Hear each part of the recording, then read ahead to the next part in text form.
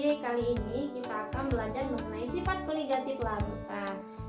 Sebelum kita memasuki materi selanjutnya mengenai materi sifat koligatif larutan, alangkah lebih baiknya kalian perhatikan dulu nih, di kiri kanan ibu sudah ada dua gambar yang berbeda.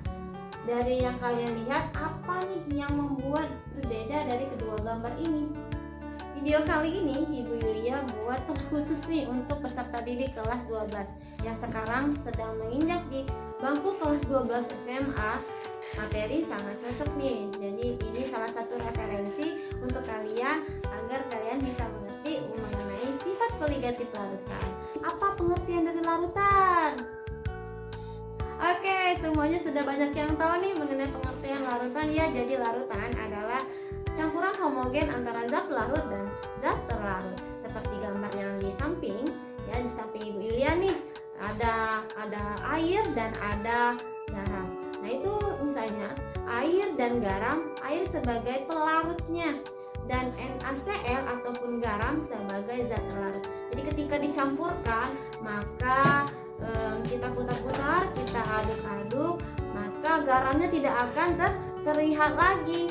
Nah jadi ketika garam itu tidak dapat dibedakan antara air dan garam, maka itulah yang disebut sebagai larutan. Jadi larutan campuran homogen dua zat antara pelarut dan zat terlarut. Baiklah, sifat koligatif. Jadi kali ini nih Ibu Yulia akan menjelaskan mengenai pengertian sifat koligatif larutan. Sifat koligatif larutan adalah sifat yang hanya bergantung pada jumlah zat terlarut. Jadi sifat koligatif larutan ini memiliki ciri khas khusus yaitu istimewa, yaitu dia bergantung pada jumlah zat terlarut saja. Ya, jadi semakin banyak jumlah zat terlarutnya, maka semakin istimewa, semakin besar sifat koligatifnya gitu ya.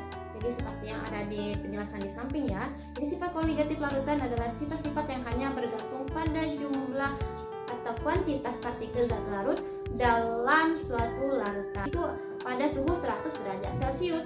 Nah, sedangkan pada gambar yang kedua yaitu 100,52 derajat Celcius itu pada larutan. Jadi tulisannya kan larutan.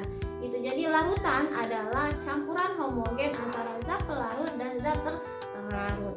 Jadi pada gambar ini maka kita contohkan 100,52 derajat Celcius adalah titik didih dari gula atau glukosa. Jadi di sebelah kita lagi mendidihkan air pelarut murni di mana suhunya itu 100 derajat Celcius. Kemudian di sebelahnya itu 100,52 derajat Celcius yaitu pada larutan gula. Ya, yang membuat berbedanya itu ada yang pada zat terlarutnya. Semakin banyak zat terlarut maka titik didihnya akan semakin tinggi, sifat koligatifnya akan semakin besar. Sifat koligatif larutan memiliki 4 sifat koligatif, yaitu yang pertama kenaikan titik didih yaitu delta Tb, kemudian yang kedua ada penurunan titik beku yaitu delta Tf, yang ketiga penurunan tekanan uap atau delta P, dan terakhir adalah tekanan osmotik.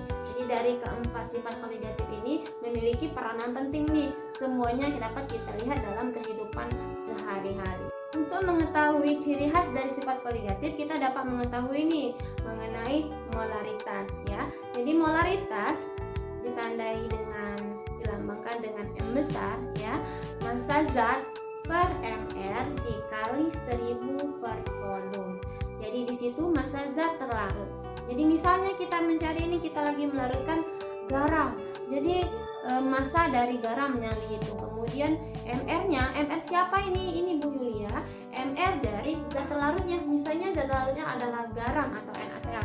Maka molekul relatifnya yaitu dari NaCl dan 1000 per volume. Ingat ya, kalau molaritas menggunakan volume yaitu satuannya mililiter. Jadi ingat bedanya. Jadi molaritas itu menggunakan mililiter. Yang kedua ada molalitas nih. Apa sih bedanya? Jadi molalitas itu dilambangkan dengan M kecil, di mana rumusnya yaitu massa zat terlarut per mR dikali 1000 per massa pelarut. Jadi Jadi di sini molalitas itu dilambangkan dengan M kecil.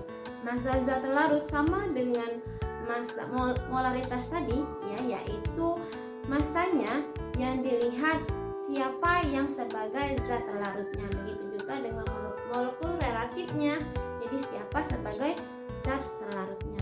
Yang membedakan antara molaritas dan molalitas ada pada volumenya ya, 1000 per V atau 1000 per massa.